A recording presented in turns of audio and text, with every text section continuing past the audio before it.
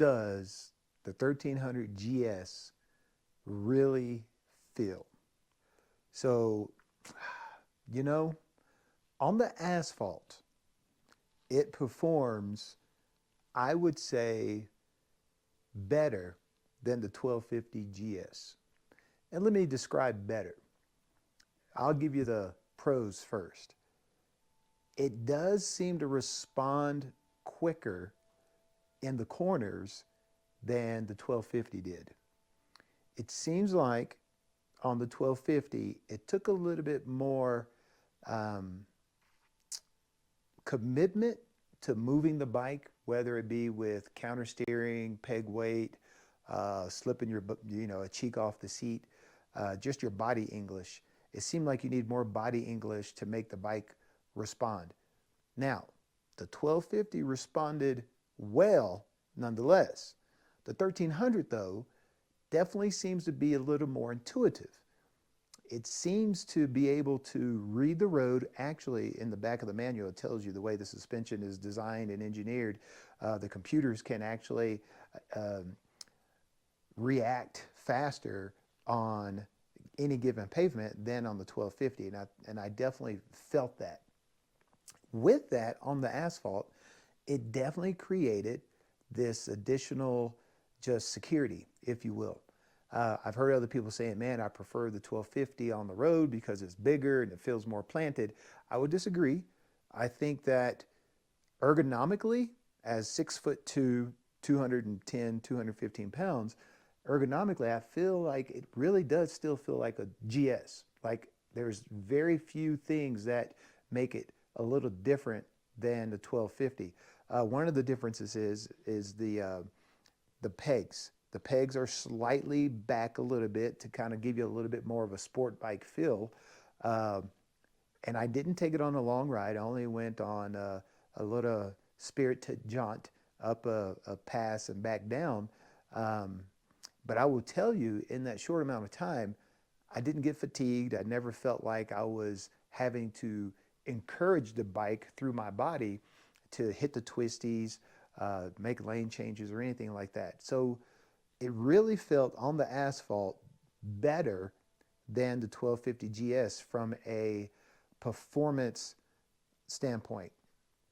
Comfort-wise, like I said, when you're sitting in the cockpit, it really doesn't feel much different than a 1250.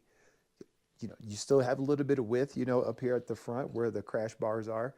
You still see the cylinder heads. You can still throw a leg up on the cylinder head, and it's still comfortable. Where you really notice the leanness of the bike, it seems like, is from the rider seat behind, where they change the subframe and all that. But overall, it certainly seemed to be better than the 1250. Now, I'm not saying it's 100% better. I'm not saying it's night and day. As a matter of fact, if I had to give it a percentage, it'd probably say, from power and responsiveness, I would say it's probably 50% better, which is still a pretty big significant improvement. But there are some things that I didn't like on the asphalt. So for instance, the quick shifter, first, second, third to fourth, were very good under power. Under power, man, you could shift. It was pretty smooth. But you had to commit to the shift. You couldn't kind of hesitate or try to lollygag your way into shift, because then, the quick shifter would engage, kill the motor, and then of course you're not quite there, so it just kind of jumbled everything up. However, if you were committed all the way to fifth, even with the commitment between fourth and fifth, first and second is ba, ba, ba, but between fourth and fifth, it falls on its face going into fifth gear. So where you would expect after the shift to feel it to keep pulling, there's a slight drop in horsepower, and then it ramps back up and carries you into six. So I'm not sure if it's because it's still in the break-in period. I don't know if that's something that'll get sorted out after the first service. But definitely between fourth and fifth, there's a drop in power.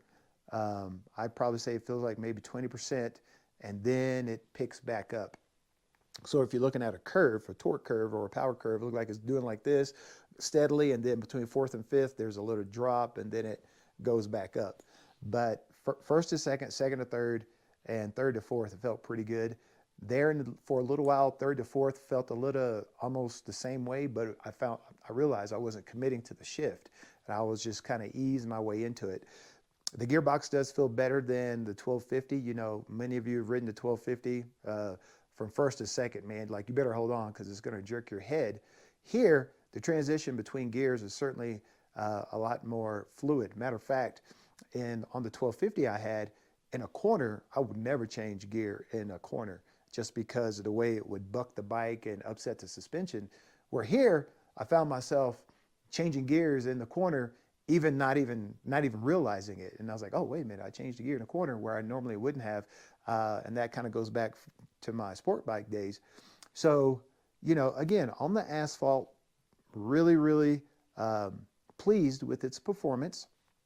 It doesn't feel small, which is crazy because when you walk up to it, it just looks smaller. It feels smaller. It almost comes across as a KTM 890 almost. Like, it's weird. But when you sit on it and ride it, it transformed back into a GS.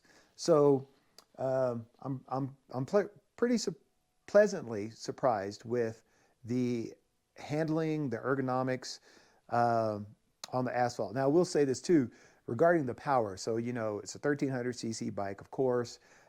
You know, it's stronger than the 1250 in terms of horsepower and torque, but I'm here to tell you right now, the difference between the 1250 and the 1300, if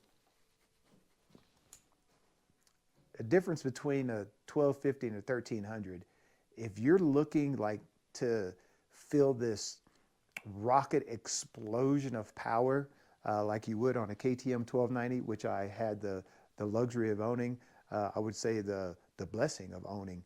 That thing was just a rocket ship. I missed that bike. Just couldn't ride it. I wasn't good enough. But anyway, if you're looking for that kind of performance, you're not going to find that with the 1300.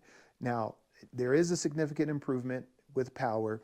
You can certainly feel the acceleration, you know, as you're riding. But once again, it's not like this huge stark difference between the 1300s. Matter of fact, I'll even tell you this. The 1250, to me, for whatever reason, just seemed gruntier, even on the asphalt.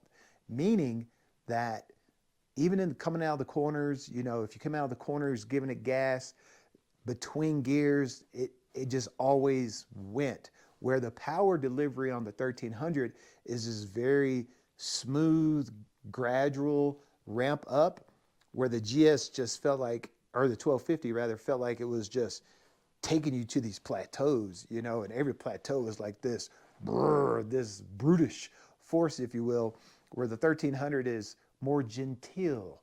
You know, you're getting there, but it's just not as violent, if you will. Whereas for me, I kind of like a little brute force, you know, in the bike. It just lets you feel like you're riding a beast, if you will. So in that aspect, I kind of missed the 1250. But the 1300, like I said, is definitely improved in power, and the handling on the asphalt really is nice. I mean, it takes me back to my sport bike days where, if you remember the video, I mean, there was a couple of areas where I was even able to hang my head off and, you know, drop my knee, and it felt really good. Not that I didn't do that on the 1250, it's just on the 1300, it felt more natural. Again, I don't know if it's because of where the pegs are and where the handlebars are. I don't know all the science behind it, but it just felt more natural to get off the bike in the corners. So I really enjoyed that. That was really cool. On the dirt, I did take it off on just maybe a couple miles of dirt road. A couple reasons why I haven't just thrown it out into the rocks. First reason is because it doesn't have a proper bash pan. I'm still waiting on Black Dog to get their pan into production, but that's definitely what I'm looking for. I know there's others out there, but man, I swear, and this is not a product endorsement. I'm not getting paid, but man, that Black Dog has saved many opportunities to wreck the bottom end of the 1250 I had. So anyway, I'm waiting on that. Number two, the gates here where I live to the forest roads are still closed, so I can't get out there. But there are some fire roads and some pretty rocky kind of county roads. So anyway, this thing on the dirt though, And I heard this from other reviewers. That's where you're going to notice the difference between the 1250 and the 1300 is on the dirt. This thing, I don't, man. Now, let me just preface this. I am by no means a Bill Dragoo. I love Bill Dragoo, by the way. If you guys need some training, check out Dart. Go to BillDragoo.com, and I'm telling you, man, the training you're going to receive there is second to none. These guys are phenomenal and know exactly what they're doing. Anyway, and I'm not getting paid for that either. Anyway, the point is on the dirt, this thing, it's just planted. Like I said, so I'm no expert rider, but I'm good. I'm decent. I definitely wouldn't go to the trophy competition, but here locally, I can do pretty well. And on the 1250, coming into a corner, I would feel like I had to do an extensive amount of counterbalancing. I would have to do a lot of body inputs just so I felt confident that the bike was going to stick. Here with the 1300, I didn't take as much in the corners on the gravel. And in the Enduro Pro mode, it really just soaked up the bumps and rocks a lot better than the 1250. Again, I'm not bashing the 1250. I think the 1250 to me is still one of the best adventure bikes I've ever been on. And today I've had now 3, but I've ridden, many different kinds. But the 1300 really just gives you this level of confidence that when you're on these, off-camber roads, or when you're going into these corners with loose gravel and rock and you got baby head, you can really traverse that stuff, in my opinion, with a little more confidence, just because the bike is absorbing the road. And I guess from the engineering and the science behind the suspension, it's really responding to what it's encountering and making those adjustments. Again, not a scientist or an engineer behind all that. Now, what I did do is when I rode it, I didn't change any of the dampening settings. I haven't changed any of the ergonomic components. All I did was roll the handlebars forward a little bit. I put the factory pegs on the lower setting, and that's really it. I haven't done anything else. But I do have some aftermarket pegs that I'm going to put on it hopefully today, a couple other crash bar accessories to put on it.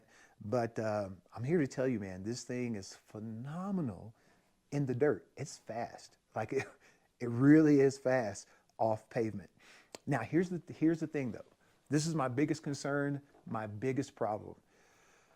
The biggest problem is at the low end, where the 1250, you could start in second gear on the 1250, and I've done it numerous times and didn't even know I was in second gear, just because it had that much low end torque.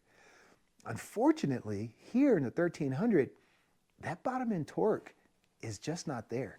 There were several times that I took it off a path just to try to maneuver over some rocks and do some slow speed exercises where it died. I mean, numerous times, 4, 5, 6 times in a row, just because it required more throttle and not as much clutch. So in those slow speed scenarios with the 1250, where I could just let go of the clutch and just let the bike crawl over a rock, and I could manipulate and I could do all the body inputs, and the 1250 would, as we like to say, tractor over it.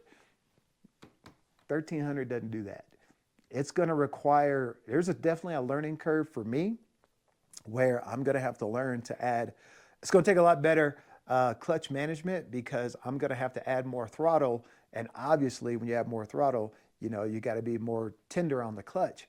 But it does not handle slow speed technical terrain very well at all. Now, my prayer is that, with enough experience and self-training and learning the bike, because this is the first time I've taken it out since I've owned it. Matter of fact, I think it probably now only has maybe 50 miles on it, and I haven't ridden it since I got it a month ago, just because of the weather stuff. So at the end of the day, overall, do I like the bike? I do like the bike. Still ugly, still not used to this Cyclops and this, it's not even a 4-head, it's a 5-head. You know what I'm saying?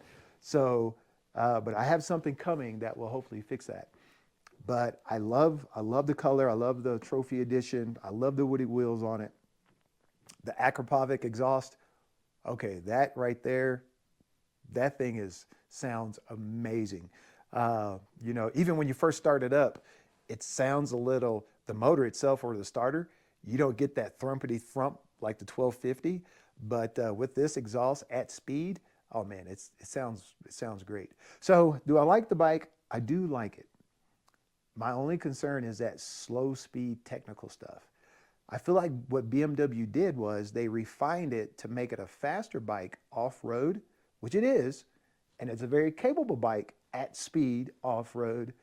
But man, when you're really into those technical, especially a hill climb with loose rocks and dirt, I think it's going to be a challenge to modulate again the throttle and the clutch uh, relative to the 1250. So, and for me, you know, that's where I really operated my best on the 1250 was at the slow speed stuff.